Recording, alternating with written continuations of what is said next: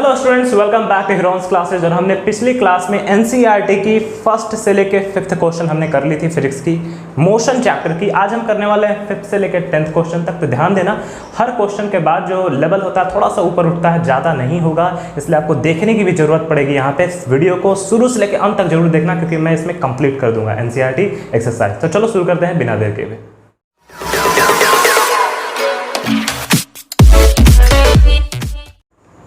So students देखिए, ये छठा क्वेश्चन आपके एनसीईआरटी एक्सरसाइज का काफ़ी इंपॉर्टेंट क्वेश्चन है। ग्राफ वाले क्वेश्चन अक्सर बच्चे भाग जाते हैं इसे, पर आपको टेंशन नहीं लेना है, आराम से सॉल्व होगा।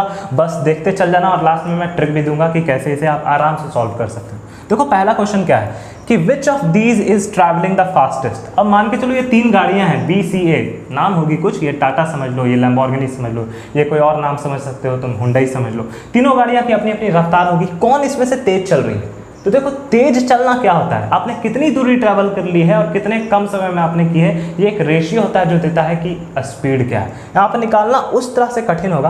तो हम क्या देखेंगे कि जिसका स्लोप ऊंचा है, जिसका स्लोप ऊंचा है, बस ट्रिक लगाओ, जिसका स्लोप ऊंचा है उसी की स्पीड ज़्यादा है। अब यहाँ पे देखो, ये वाला स्लोप थोड़ा सा कम ऊंचा है, ये वाला स्लोप और कम ऊंचा है, और सबसे ज़्यादा स्लोप किसका ऊंचा है, इसका ऊंचा है ना, 0 से लेके B तक का। यहाँ पर देखो इसका स्लोप ज़्यादा ऊंचा है, तो मैं सीधे कह सकता हूँ कि इसकी स्पीड जो होगी ना B वाले की सबसे ज़्यादा होगी। और अच्छे तरीके से समझना तो ये सोचो, B ने कितनी दूरी ट्रैवल की है, 12 किलोमीटर। कहाँ से, देखो 0 से शुरू हो रही है। जब तुमने इसे देखा तो ये 0 से चलना शुरू की थी, 0 से 12 तक पहुँच गई, और सबसे कम समय भी किसने लिया, B नहीं लिया। देखो तो उन सब से कहाँ C की यहाँ पहुँचेगी, ये ज़्यादा समय ले रही है, 2 घंटे के आसपास। A भी 2 घंटे के आसपास। पर B देखो, B दरअसल 1.5 या 1.6 आवर में ही, मतलब 1.5 घंटे के करीब में ही ये क्या कर ले रही है, 12 किलोमीटर की जर्नी कर रही है। पर बाकी दोनों ग्राफ देखोगे ना, C देखो, C 12 किलोमीटर की जर्नी नहीं कर रही है। आपको लग रहा होगा कि अच्छा C यहाँ पे 12 है तो 12 किलोमीटर की जर्नी कर रही है, नहीं है। क्यों? क्योंकि देखो ये शुरू कहाँ से हो रही है, ये इस पॉइंट से शुरू हो रही है, 0 से शुरू नहीं हो रही है। वही बात अगर हम A की करेंगे तो A भी 0 से शुरू नहीं हो रही है, ये और लेट शुरू हुई, और ज़्यादा किलोमीटर ये पहले से ट्रैवल कर चुकी थी, और फिर इसने ज़्यादा समय लेके 12 किलोमीटर तक पहुँचा है। तो इसका दूरी जो होगा ना, यहाँ से लेके यहाँ तक का होगा, माइनस करोगे, बाद में हम सीखेंगे कैसे करना है। पर अभी के लिए हम ये कह सकते हैं कि B ने सबसे ज़्यादा दूरी ट्रैवल की है और सबसे कम समय लिया है। तो सबसे कम समय में अगर सबसे ज़्यादा दूरी ट्रैवल कर रहे हो तो वही तो सबसे स्मार्ट है, सबसे फास्ट तो वही है। तो B सबसे फास्टेस्ट है, इसका आंसर क्या हो गया, B हो गया। सिंपल, समझ में आ गया आपको। अब आते हैं, are all the 3 ever at the same point. क्या तीनों गाड़ियां, ऐसा कभी था कि इसकी तीनों गाड़ियां एक साथ थी, मतलब कि तीनों गाड़ी चल रही हो और अपने अपने जोन में, और एक समय ऐसा आ गया हो कि तीनों गाड़ी एक साथ हो गई हो। मूवी देखते हो ना, एक्शन सीन्स, उसमें तीनों गाड़ी एक साथ आ गई हो, क्या ऐसा कोई सीन था? तो अगर ऐसा सीन होता ना तो तीनों गाड़ियां इंटरसेक्ट करती। देखो तो तीनों लाइन कहीं पे भी इंटरसेक्ट हो रहे हैं। चलो मुझे क्या दिख रहा है, मुझे एक इंटरसेक्शन यहाँ दिख रहा है, पर देखो एक इंटरसेक्शन यहाँ है, एक इंटरसेक्शन यहाँ है, एक इंटरसेक्शन यहाँ है, और जहाँ जहाँ मैं इंटरसेक्शन देख रहा हूँ बस 2 गाड़ियों की है। यहाँ पे ये दोनों गाड़ियाँ हैं, यहाँ पे ये दोनों गाड़ियाँ हैं, यहाँ पे ये दोनों गाड़ियाँ हैं। 3 गाड़ियाँ का इंटरसेक्शन नहीं बन रहा है। तो मैं कह सकता हूँ नहीं, इसका आंसर क्या होगा, नो, ऐसा नहीं हुआ। ओके अब आते हैं तीसरे क्वेश्चन पे। How far has C travelled when B passes A। जब B जो है A को पास कर जाता है, मान के चलो ऐसे, B कौन सा है गाड़ी, देखो बाबू B रेड वाली है, तो रेड वाला मार्कर रख लेते हैं। और फिर क्या लिखा हुआ है, how far C has travelled when B passes A। B A को पास कर रहा है, तो ये B वाली गाड़ी है, और A वाली कौन सी है, ब्लैक वाली, तो ऐसे रख लो, ठीक है। When B passes A, समझो कि B ऐसे आ रही थी, अब A को पास कर जाएगी ना। तो फिर पूछ रहा है ना कि उस समय ये जो C गाड़ी थी वो कहाँ पे थी, इसके बारे में पूछ रहा है। तो मैं क्या करूँगा, पहले देखूंगा कि B कहाँ पे पास कर रही है A को, B A को कहाँ पे पास कर रही है। देखो B वाले लाइन में चलते चल जाओ, ऐसे चलते चल जाओ, और ये A वाला लाइन है ब्लैक वाला, ये इंटरसेक्शन बनेगा जो कहेगा कि ये खास पॉइंट पे B जो है A को पार कर गई, क्योंकि B की स्पीड ज़्यादा थी, पार कर गई ऐसे। तो इस पॉइंट पे C कहाँ पे था, तो इसको जानने के लिए हम क्या करेंगे ना, C देखो नीचे वाला लाइन है, ऐसे है ना, तो इसको ऐसे गिराएंगे नीचे, ऐसे नीचे गिराएंगे, यहाँ पे एक पॉइंट बनाएगा। अब इस पॉइंट को ऐसे खींचेंगे, कहाँ पे मार रही है, 8 पे मार रही है, 8 किलोमीटर। अब आप कहोगे सर 8 किलोमीटर चल चुकी है, पर जल्दबाजी मत करना, ये 8 किलोमीटर पे आई जरूर है, पर उस समय जो सी है आपकी गाड़ी वो 8 किलोमीटर नहीं चली है। ऐसा इसलिए होगा क्योंकि ये शुरू जीरो से नहीं की थी। देखो जीरो से शुरू करने वाला मात्र एक गाड़ी है, वो है बी। सी जीरो से नहीं शुरू की है बल्कि इस पॉइंट से शुरू की है ना, इस पॉइंट से। तो उसी तरह से जैसे स्केल में ऐसे होता है, तो स्केल में ऐसे होते हैं, 0 से 15 सेंटीमीटर तक होते हैं ना। तो यहाँ से यहाँ का लेंथ 15 सेंटीमीटर होता है। अगर मैं कहूँ कि बताओ यहाँ से यहाँ तक का लेंथ कितना है, तो तुम ये वाला पोर्शन हटा दोगे ना, ये वाला पोर्शन हटा के बात करोगे। तो मैं यही करूँगा। यहाँ पे मैं क्या करूँगा, यहाँ से लेके ध्यान देना, यहाँ से लेके यहाँ तक की बात करूँगा। यही मुझे आंसर देगा कि जो सी है वो कितनी किलोमीटर चल। तो इस पोर्शन को हटाना है, तो क्यों ना करते हैं कि हम पूरा तो जान ही रहे हैं कि 8 है, 0 से लेके यहाँ तक क्या है 8 है। ये वाला पोर्शन हटा दें। अब ये वाला पोर्शन कैसे हटेगा, ये पोर्शन है कितना, ध्यान देना। ये देखो 0 से लेके कहाँ पे 4 था, 1 2 3 4 5 6 7। यहाँ पे बाबू 1 2 3 4 5 6 7। यहाँ पे देखो 4 था, 1 2 3 4 5 6 7। हाँ यहाँ पे 4 है, इस वैल्यू पे देख रहे हो, इस वैल्यू पे 4 है। तो मैं क्या करूँगा, ये हटाना है ना। देखो कितने डिवीज़न है, 0 से लेके 4 के बीच में कितने डिवीज़न है। मुझे अगर एक डिवीज़न की वैल्यू पता चल जाए, एक डिवीज़न की वैल्यू, एक डिवीज़न क्या होता है, ये जो देख रहे हो ना ये वाला ऐसे, ये जो लेंथ देख रहे हो जो मैंने थिक कर दिया है, ये होता है एक डिवीज़न। और देखो तो कितने डिवीज़न है, 1 2 3 4 डिवीज़न है। मतलब कि ये 4 डिवीज़न का जो भी वैल्यू बनेगा उसको हटा देना है। तो अगर एक डिवीज़न का वैल्यू मिल जाए तो 4 डिवीज़न के वैल्यू आ जाएंगे। बिल्कुल सही, करते हैं। एक डिवीज़न का वैल्यू कैसे आएगा, लेंथ निकालो, 0 से 4 कितने डिवीज़न है बीच में, 7 डिवीज़न, 4/7 कर दो। बस सिंपल सा ट्रिक है। क्या करना है, upper limit minus lower limit, 4 में से 0 घटाओगे 4 आएंगे, 4 लिखा मैंने। कितने डिवीज़न है बीच में, 7 लिखा मैंने। 4/7 करोगे तो कितना आएगा वैल्यू, देखो तो 0.3 सॉरी 7 × 35 और फिर 5 0 आ जाएंगे, 7 7 49, 0.57 आएगा क्या, 0.57 किलोमीटर एक डिवीज़न का आएगा। तो 4 डिवीज़न का कितना होगा, 4 × 0.57 करोगे क्या, तो फिर 50 × 200 7 × 28 2.28 किलोमीटर हो जाएगा। मतलब ये 2.28 किलोमीटर नहीं चली है सी गाड़ी ने। इसको क्या कर देना है, हटा देना है। ये क्या आया वैल्यू, 2.8 आया, इसको हटा दो। तो 8 में से हटाना पड़ेगा। देखो 0 से लेके यहाँ तक कितना है, 8 है, तो 8 में से 2.28 घटा दो, कितने हो जाएंगे, 8 में से 2 घटाओ 6 हो जाएंगे, फिर 2.28 घटा दो तो 5.72 किलोमीटर हो जाएंगे। ये देखो सिंपल सा माइनस प्लस आप कर ले हुए, मुझे ऐसा लगता है आप कर लोगे। तो 5.72 किलोमीटर किसने चला, सी ने चला। यही पूछा गया ना, how far C has travelled, how far C कितनी दूरी चल चुकी थी, ये आपका आंसर हो गया। अब देखो इसी तरह का क्वेश्चन आपका क्या है, डी में है। इसी तरह का क्वेश्चन, इसको कॉपी कर लो पॉज करके वीडियो, मैं इसको इरेज कर देता हूँ।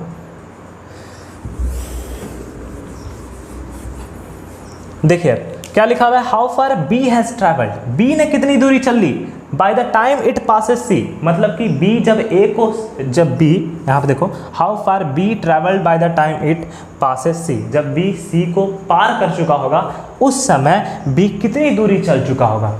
बी कहाँ पे सी को पास कर रहा है, रेड वाली लाइन और ब्लू वाली लाइन को देखनी है। देखो तो बी ऐसे चल रहा है, ऐसे चल रहा है, सी से यहाँ मिल गया, मतलब यहाँ पे बी पार कर गया, सी को पार कर गया, क्योंकि बी की स्पीड ज़्यादा है, वो सबको ओवरटेक कर रहा है, तो उसने सी को भी एक समय में ओवरटेक किया था, और ये वो पॉइंट था। इस पॉइंट पे ये वाला पॉइंट देखो, ये है, इस पॉइंट पे बी की रफ्तार, मतलब कि बी ने कितनी दूरी चल चुकी होगी, यही ना पूछ रहा है, how far B has travelled. तो बी कितनी दूरी चलेगी वो तो डिस्टेंस वाला लाइन बताएगा। तो यहाँ पे आ जाओ, यहाँ पे आ जाएगा। तो अब देखो यहाँ से गिनो, 1 2 3 पे आ रहा है, 4 के बाद 3 है, 4 किलोमीटर तो फॉर श्योर है। और ये भी देखना बी 0 से शुरू हुआ, तो इसमें कोई टेंशन नहीं है। अगर ये बी से शुरू होता ना तब माइनस प्लस करना पड़ता, बी तो 0 से शुरू हुआ, तो मुझे कहाँ की लेंथ निकालनी है, यहाँ से लेके यहाँ तक की लेंथ निकालनी है। समझ में आ रहा है, देखो लाइन पता चल रही है, क्लियर आ रही है आपको, समझ लो। ये वाला है ना, तो यहाँ ये 0, ये वाली लेंथ निकालनी है आपको। तो 4 तो यहाँ तक फिक्स है, चेक मार्क पर आप पहुँच गए हैं 4। फिर कितने डिवीज़न है, 1 2 3 डिवीज़न है। एक डिवीज़न का कितना होता है, हमने निकाल रखा था 0.57 होता है। 4 प्लस 50 थी 150, 7 21, 150 21, 1.71 कितने हो जाएंगे, 5.71 किलोमीटर। इतने हो जाएंगे, मतलब कि इतना क्या चल चुका होगा, बी ने दूरी चल चुकी होगी 5.71 किलोमीटर। इसको नोट डाउन कर लो। हो सकता है ये आंसर से करीब में होगा, आपका जो आपके जो टेक्स्ट बुक में जो आंसर होगा वो इसी के करीब में होगा। ऐसा क्यों हुआ? क्योंकि जो मेरा ग्राफ है ना वो इतना एक्यूरेट नहीं है जितना कि किताब का ग्राफ होगा, या फिर जो आप ग्राफ पेपर में बनाओगे, मैंने बोर्ड पे बनाया है इसलिए उतना नहीं हो पाएगा जितना कि आप ग्राफ पेपर में बनाओगे। रिजल्ट इसी के इर्द गिर्द घूमेगा। तो आपको मैंने बता दिया कि एक काम कैसे करना है। अब हम चलते हैं 7th क्वेश्चन पे। 7th क्वेश्चन देखिए, लिखा हुआ है, यहाँ पे लिख देता हूँ मैं, क्वेश्चन नंबर 7 लिखा हुआ है। एक बॉल है जो कि जेंटली गिराया गया है ऊपर से। इमेजिन करो ये एक बॉल है जिसको जेंटली गिराया गया है। जब किसी भी बॉल को जेंटली जब गिराते हैं ना तो इसे आप फ्री फॉल का केस समझ लेना। फ्री फॉल कहने का मतलब बिना किसी फोर्स लगाए हुए किसी चीज़ को गिराया गया। जैसे मैं इस मार्कर को ऐसे गिरा दूँ, ये क्या है? फ्री फॉल है। मैंने इसे धकेला नहीं, मैंने इसे जेंटली छोड़ दिया, सस्पेंड कर दिया, तो ये गिर गया। इसी को कहते हैं free fall, gently dropped from a height of 20 metre. मान के चलते हैं जो हाइट थी सरफेस से, वो हाइट कितनी थी? 20 मीटर की थी, 20 मीटर की ऊंचाई से गिराया गया है। फिर if its velocity increases uniformly at the rate of 10 metre per second square. अब ऑफ कोर्स अगर मार्कर को ऐसे गिराया जाए या बॉल को ऐसे गिराया जाए तो ग्रेविटी से खींचेगी। ग्रेविटी एक एक्सेलरेशन लगाती है, कितनी की? 10 मीटर प्रति सेकंड स्क्वायर की, या फिर प्रिसाइजली अगर हम लें तो 9.8 मीटर पर सेकंड स्क्वायर होगा। इसी को हम जी बोलते हैं, ग्रेविटेशनल एक्सेलरेशन और acceleration due to gravity. Okay, तो अब एक्सेलरेशन है तो ऑफ कोर्स वहाँ पे वेलोसिटी बढ़ रही होगी, तो इसकी वेलोसिटी यूनिफॉर्मली धीरे नीचे नीचे बढ़ रही है। With what velocity will it strike the ground? कितनी वेलोसिटी से ये ग्राउंड को क्या करेगा? स्ट्राइक करेगा। तो मेरे पास डेटा क्या है? पहले डेटा को लिख लीजिए आपकी डेटा क्या क्या है। हाइट दिया हुआ है 20 मीटर। ओके, मेरे पास फ्री फॉल है, तो फ्री फॉल का एग्जाम्पल क्या जानते हो कि इनिशियल वेलोसिटी कितनी होती है? 0 मीटर पर सेकेंड। क्योंकि मैंने इसे धकेला नहीं, मैंने इस मार्कर को ऐसे नहीं धकेला, ये आराम से खुद से ही गिरा। तो जब ये गिरना शुरू हुआ होगा तो उस समय इसकी रफ्तार 0 मीटर पर सेकंड हुई होगी, इस दौरान 0 मीटर पर सेकंड।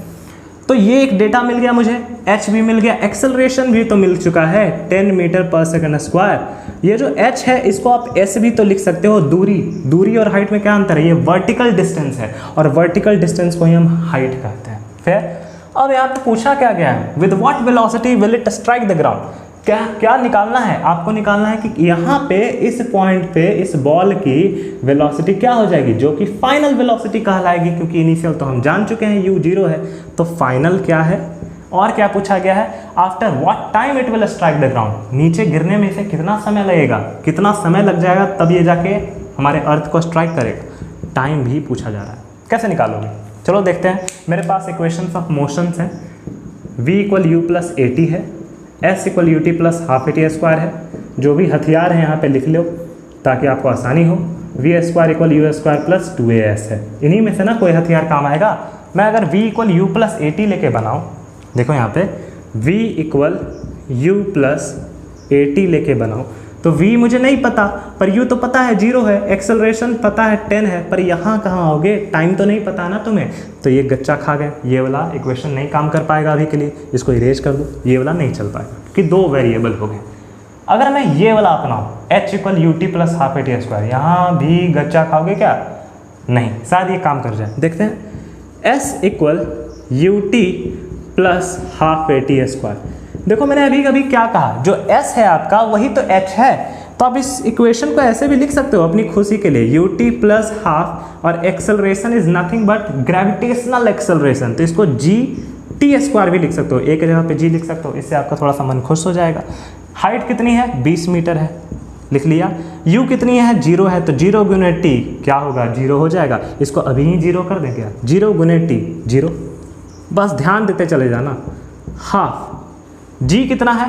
10 है, और पॉजिटिव होगा, नीचे गिर रहा है, ऊपर जब हम फेंकेंगे ना तब नेगेटिव होगा, ये पॉजिटिव होगा। t निकालना है ना, यहाँ पे ऐसे साइड कर दो। t निकालना है तो t स्क्वायर लिखे रहने देते हैं ऐसे, 2 × 10 होगा या नहीं? अब देखो 20 इक्वल 5t स्क्वायर होगा, क्योंकि ये सब तो 0 है, खत्म। 5 इसको 4 भाग में काट देगा क्या? बिल्कुल सही। तो अब यहाँ से क्या लिख सकते हैं? T square is equal to 4। इसी को हम t इक्वल √4 लिख सकते हैं, और फिर ये क्या देगा मुझे? 2 सेकंड दे देगा क्या? मतलब इस समय तो निकल गया, समय कितना है? 2 सेकंड। जो निकल गया उसको ऐसे लिख लो। अब क्या निकालना है? अब वेलोसिटी निकालना है। अब फिर से ये पुराना वाला हथियार चुन लें, देखो ये वाला हथियार v equal you plus A T चुन लेते हैं। यहाँ पे क्या दिक्कत है, v equal you plus A T कर लेते हैं। v नहीं पता, पिछले बार t नहीं था इसलिए ना फंस गए थे, अब तो t मुझे बखूबी पता है कि t 2 सेकंड है, निकाल u 0 होगा, एक्सेलरेशन 10 होगा, t कितना है 2 है, चलो बहुत बढ़िया, 10 दूने कितने होंगे 20 हो जाएंगे, और चूंकि वेलोसिटी निकालने चले थे तो मीटर पर सेकंड हो जाएगा, ये आपका आंसर हो जाएगा। तो दोनों वैल्यू निकल गई, टाइम 2 सेकंड हो गया, वेलोसिटी 20 मीटर पर सेकंड होगी। ये कौन सी वेलोसिटी है, फाइनल वेलोसिटी है। क्वेश्चन हो गया सॉल्व्ड। अब हम चलते हैं 8th क्वेश्चन पे। तो हमारा क्वेश्चन नंबर 8 देखिए, यहाँ पे लिखा हुआ है the speed time graph for a car is shown in figure. कोई गाड़ी है, उसकी स्पीड और टाइम की ग्राफ आपको दे दी गई है। तो ये कुछ, इसे हम वेलोसिटी भी कह सकते हैं। जब हम वेलोसिटी कहते हैं तो हम डायरेक्शन की बात करते हैं, यहाँ पे है डायरेक्शन। अब यहाँ पे थोड़ा सा आपको दिक्कत लग रही होगी, सर ये तो कर्व ग्राफ है, कर्व ग्राफ पे इक्वेशन ऑफ मोशन कैसे लगेगा। तो बिल्कुल सही, कर्व ग्राफ पे नहीं लगता है इक्वेशन ऑफ मोशन। तो हम इसको ऐसे प्रिटेंड कर सकते हैं, कुछ इस तरह से, ऐसे प्रिटेंड करो, इस तरह से प्रिटेंड करना, ठीक है। अगर इस तरह से प्रिटेंड करके बनाएंगे ना तभी क्वेश्चन बनेगा। ये ऐसे, ये जो डॉटेड लाइन आपको दिख रहा है, ये डॉटेड लाइन आपको इस तरह सोचना है कि ये इस तरह है। और इसके प्रिसाइज तरीके भी हैं कि आप ये कर्व वाला भी बना सकते हैं, मैं बताऊंगा वो कैसे होता है। पहले हम इसको ऐसे लेके बना लेते हैं। यहाँ पे क्या लिखा हुआ है, पहला question, find how far does the car travel in first 4 second. पहले 4 सेकंड में गाड़ी कितनी दूरी चल जाती है। तो देखो पहले 4 सेकंड में हम स्पीड तक पहुँचते हैं, पहले ये वाला पॉइंट बनेगा, मतलब यहाँ से इस पॉइंट तक के बीच में तुमसे दूरी पूछा जा रहा है कि इतने में गाड़ी कितनी दूरी चल गई। तो आपको पता है कि जब वेलोसिटी वर्सेस टाइम ग्राफ की हम बात करते हैं तो हम क्या करते हैं कि इसमें अगर आप ग्राफ के नीचे का जो एरिया है अगर उसको आप निकाल लो, ग्राफ के नीचे का एरिया अगर आप निकाल लो तो उससे क्या मिल जाएगा मुझे, उससे मिल जाएगा कि कितनी दूरी गाड़ी चल चुकी है। तो मैं क्या करूँगा, डिस्टेंस इक्वल क्या होता है, डिस्टेंस कवर्ड इक्वल होता है, distance covered is nothing but area of region under graph. Area of region covered by graph भी हम कह सकते हैं, कवर्ड बाय ग्राफ। फिर कह सकते हैं कौन सा एरिया है कवर हुआ है, ये वाला, ये कवर हुआ है, ऐसे मैंने कवर कर दिया। अब मैंने क्या बोला था कि इसको कैसे बनाना है, ट्रायंगल लेके बनाना है, ये वाली लाइन ऐसे। तो इसका एरिया कैसे निकालेंगे, ये देखो ट्रायंगल दिख रहा है, ये आपको ट्रायंगल दिख रहा है। ट्रायंगल का एरिया कैसे निकलता है, ट्रायंगल का एरिया निकलता है half into base into height.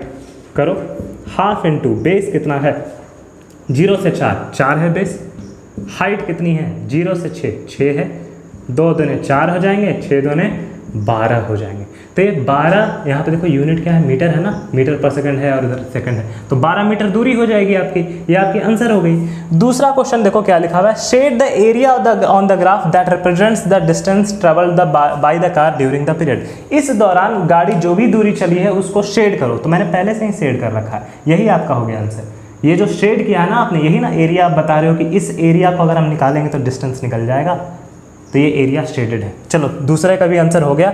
तीसरा देखते हैं, which part of the graph represents it's uniform motion of the car. ऐसा कौन सा ग्राफ का रीजन है, ग्राफ का वो पार्ट है जो यूनिफॉर्म मोशन बतलाता है।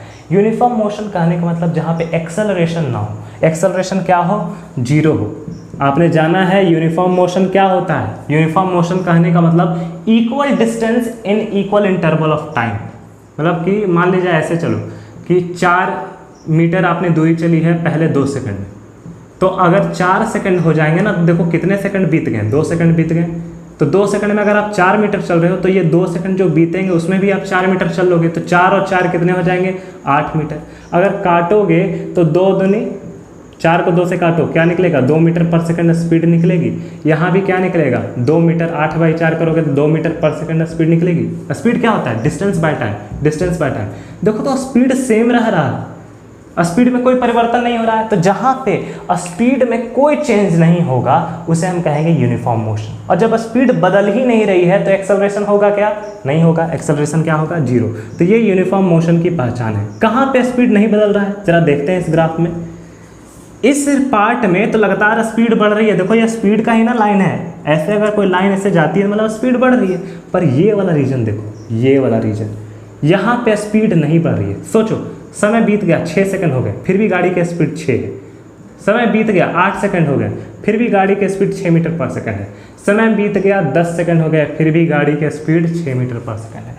तो ये जो रीजन है ना, यहाँ से यहाँ तक का, ये ऐसा रीजन है जहाँ पे आप कह सकते हैं कि ये गाड़ी यूनिफॉर्म मोशन में है, स्पीड इसकी नहीं बदल रही है, एक्सेलरेशन 0 है। अब इसका जो भी नाम आप दे दो, आप दे सकते हो BC और यहाँ A लिख सकते हो। तो ऐसे केस में BC का जो है ना, जो आप देख रहे हो लेंथ पार्ट, ये आपका यूनिफॉर्म मोशन में है गाड़ी का। चलो दूसरे क्वेश्चन पे हम चलते हैं। तो जो आपका 9th क्वेश्चन है उसमें लिखा हुआ है क्या ऐसा पॉसिबल है, मैं लिख नहीं रहा हूँ यहाँ पे क्वेश्चन क्योंकि आपके पास किताब होगी, तो क्या ऐसा पॉसिबल है कि कोई बॉडी हो, उसकी एक यूनिफॉर्म एक्सेलरेशन हो, मतलब कि उसकी एक यूनिफॉर्म एक्सेलरेशन हो, या तो ऊपर की तरफ या नीचे की तरफ, किसी भी तरफ, या फिर इस तरफ या फिर इस तरफ, किधर भी एक्सेलरेशन उसका कुछ हो पर उसकी वेलोसिटी 0 हो जाए। अब आपके दिमाग में ये आएगा कि सर ये कैसे हो जाएगा, क्योंकि एक्सेलरेशन कहने का मतलब वेलोसिटी में या तो इंक्रीमेंट हो रही है, वेलोसिटी या तो बढ़ रही है, नहीं तो वेलोसिटी घट रही है। वेलोसिटी होनी चाहिए, राइट, एक्सेलरेशन होगा। पर यहाँ पे आप बोल रहे हैं वेलोसिटी ही 0 हो जाएगा पर एक्सेलरेशन है, ऐसे कैसे पॉसिबल है? तो हाँ, ऐसा पॉसिबल है एक इंस्टेंटेनियस पॉइंट पे। मैं पूरी जर्नी की बात नहीं करूँगा, इंस्टेंटेनियस पॉइंट पे। जैसे इमेजिन करो कि आप कोई गेंद ऊपर फेंक रहे हो, ये गेंद आपने ऊपर फेंका, अब इसकी एक्सेलरेशन क्या होती है? -g होती है, क्योंकि ये -10 मीटर पर सेकेंड स्क्वायर के एक्सेलरेशन से ऊपर जाता है। मैं माइनस क्यों ले रहा हूँ? क्योंकि बॉल जब आप ऊपर फेंकते हो तो बॉल की स्पीड कमते चली जाती है, जब वेलोसिटी कमती है, घटती है, तो हम कहते हैं नेगेटिव एक्सेलरेशन है ना, नेगेटिव। एक खास हाइट पे जो इसकी मैक्सिमम हाइट होगी वहाँ पे वेलोसिटी हमेशा क्या होता है? 0 मीटर पर सेकेंड होता है, क्योंकि गेंद वहाँ पे रुक जाएगी। ये मार्कर ऐसे फेंकूंगा तो एक खास हाइट पे ये मार्कर ऐसे रुक जाएगी और फिर रुक के फिर नीचे गिरेगी, ऐसा होगा। तो ये इस खास पॉइंट पे, इंस्टेंटेनियस पॉइंट पे अगर हम देखें तो यहाँ पे हम कह सकते हैं वेलोसिटी 0 मीटर पर सेकेंड है, पर ये क्यों संभव हुआ? क्योंकि एक्सेलरेशन -10 था। तो आपने क्या देखा? एक्सेलरेशन है कुछ ना कुछ, -10 है, पर फिर भी वेलोसिटी 0 है। तो एक ये केस हो सकता है। दूसरा केस ये बोला गया है कि क्या कभी ऐसा हो सकता है कि गाड़ी की जो वेलोसिटी है वो एक डायरेक्शन में हो, जैसे गाड़ी की वेलोसिटी इस डायरेक्शन में हो, पर उसका एक्सेलरेशन जो हो वो एकदम इसके परपेंडिकुलर हो। ये कैसा क्वेश्चन है कि एक्सेलरेशन परपेंडिकुलर हो जाए और वेलोसिटी इस तरफ हो जाए? ऐसा हो सकता है क्या? क्योंकि हम जब देखते हैं, जब गाड़ियाँ चलती है ऐसे, मान के चलो ऐसे गाड़ियाँ चल रही है, तो जब ये आगे की तरफ रफ्तार तेज करेगी तो इसकी वेलोसिटी भी इसी तरफ होगी, एक्सेलरेशन भी इस तरफ होगा ना। पर अगर इसकी रफ्तार घटते चल जाएगी, मान ली जाए ये गाड़ी की रफ्तार बढ़ नहीं रही है बल्कि घट रही है, मतलब वेलोसिटी कम रही है, और वेलोसिटी कम होती है तो नेगेटिव एक्सेलरेशन होता है, तब एक्सेलरेशन अपोजिट लगेगा। पर परपेंडिकुलर नहीं लग रहा है। कहाँ पे परपेंडिकुलर लगेगा? तो लगता है सर्कुलर पाथ में। जब आप ट्रैजेक्टरी की बात करते हो सर्कुलर पाथ में, अब इस गाड़ी की बात करते हैं, कोई बॉल ऐसे आप घुमा रहे हो, बीच में एक ले लिया आपने रस्सी, इसे टाई कर लिया और फिंगर पे, बल पे आप इसे घुमा रहे हो, तो हम देखते हैं कि सर्कुलर पाथ में डायरेक्शन क्या लिया जाता है? टेंजेंशियल लिया जाता है, टेंजेंट पे। तो इस दौरान इसकी वेलोसिटी तो इस तरफ होगी ना। पर ऐसा हो सकता है एक्सेलरेशन क्या होता है? इनिशियल और फाइनल के बीच का अंतर होता है। तो अब अगर हम ऐसे चलें, यहाँ पे आए और मान के चलते हैं कि यहाँ पे इनिशियल थी, यहाँ पे फाइनल थी, तो final minus initial by time taken तो करोगे। तो ऐसे केस में हो सकता है कि एक्सेलरेशन जो आप v - u करो वो कुछ ऐसे आए, इस तरह से आए। अगर इस खास पॉइंट पे करते हो तो ये इस तरह से आ सकता है, राइट। तो ऐसा हो सकता है सर्कुलर पाथ में। एक खास इंस्टेंटेनियस पॉइंट की मैं बात कर रहा हूँ, पूरी जर्नी की बात मैं नहीं कर रहा हूँ। एक खास इंस्टेंटेनियस पॉइंट पे हो सकता है कि वेलोसिटी का डायरेक्शन ऐसे हो, पर उसी समय एक्सेलरेशन कैसे लग रही हो? ऐसे लग रही हो, रहेगा ना। जब आप बॉल को घुमाते हो तो बॉल ऐसे आ रही है, पर खींच तो रही है नीचे, तो एक्सेलरेशन नीचे है पर वेलोसिटी अभी इस तरफ है। तो ऐसा हो सकता है। आप आसमानी झुलवा में जानते हो, उसमें आप घूमते हो, तो आप जो ऊंचे वाले पॉइंट पे होते हो, मान लीजिए झुलवा ऐसे ऐसे घूम रहा है, तो वो जो ट्रॉली होगी ना, उसकी वेलोसिटी उस तरफ होगी, सोचो ये वाला झूला, आप यहाँ पे पहुँच गए हो, यहाँ पे आप बैठे हुए हो और ये ऐसे घूम रही है, तो इस दौरान आपकी वेलोसिटी इस तरफ होगी, इस खास पॉइंट पे, पर आपको ग्रेविटी लगातार नीचे खींच रही है, इस ट्रॉली को ग्रेविटी लगातार नीचे खींच रही है कि नहीं। तो ऐसे केस में एक्सेलरेशन इस तरफ हो सकता है, पर वेलोसिटी इस तरफ हो सकती है। बिल्कुल सही, परपेंडिकुलर हो सकता है। तो यस, इट इज़ पॉसिबल। वो वाले केस में भी पॉसिबल था, इस वाले केस में भी पॉसिबल है। अब हम चलते हैं 10th क्वेश्चन, जो कि आखिरी क्वेश्चन होगा बस। तो हम पहुंच गए आखिरी क्वेश्चन पे, जो कि है क्वेश्चन नंबर 10। लिखा हुआ है एक आर्टिफिशियल है जो अर्थ के चारों तरफ घूम रहा है, कितने रेडियस से? 42250 किलोमीटर के रेडियस से। तो देखो ये हमारी प्यारी सी अर्थ है, बहुत ही प्यारा सा क्वेश्चन है ये, और इसमें एक कुछ रेडियस पे एक सैटेलाइट घूम रहा है। अभी रेडियस कैसे बनाएगा? सेंटर ऑफ अर्थ से बनाएगा। तो यहाँ पे बोला गया ये रेडियस जो है वो कितनी है? 42250 किलोमीटर, 42250 किलोमीटर। पूछा क्या गया है कि कैलकुलेट इट्स स्पीड, स्पीड निकालिए। तो स्पीड इक्वल तो सिंपल सा फॉर्मूला होता है ना, स्पीड इक्वल होता है डिस्टेंस बाय टाइम।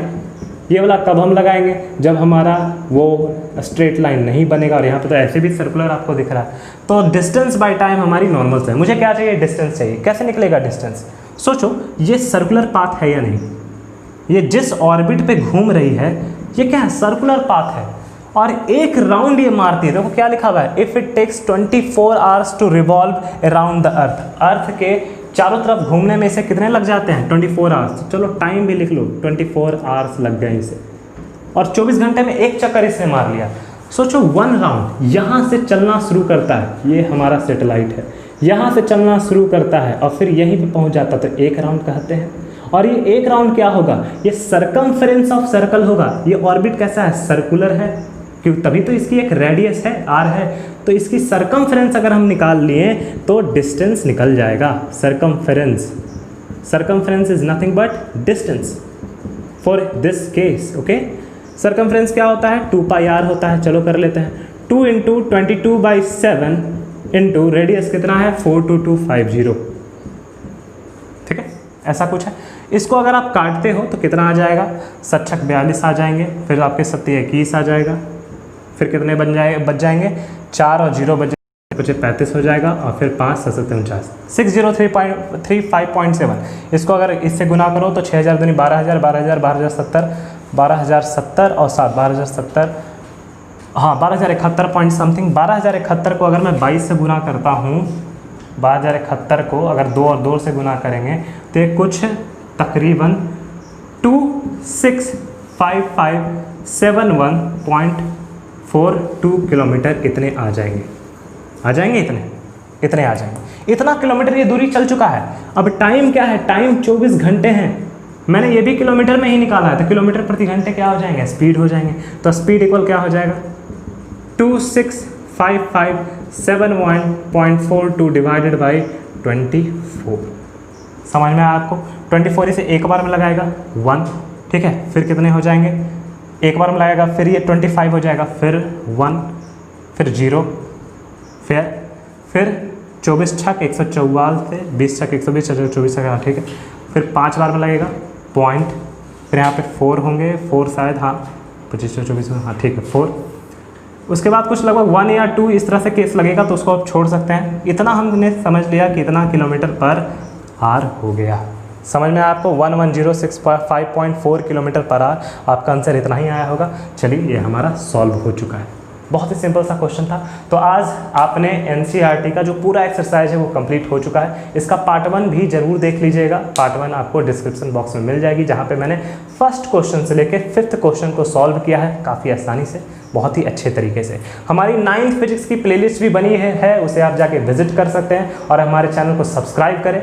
हमारे वीडियोज़ को लाइक करना ना भूलें अगर आपको पसंद आई हो तो। चलिए आज के लिए धन्यवाद।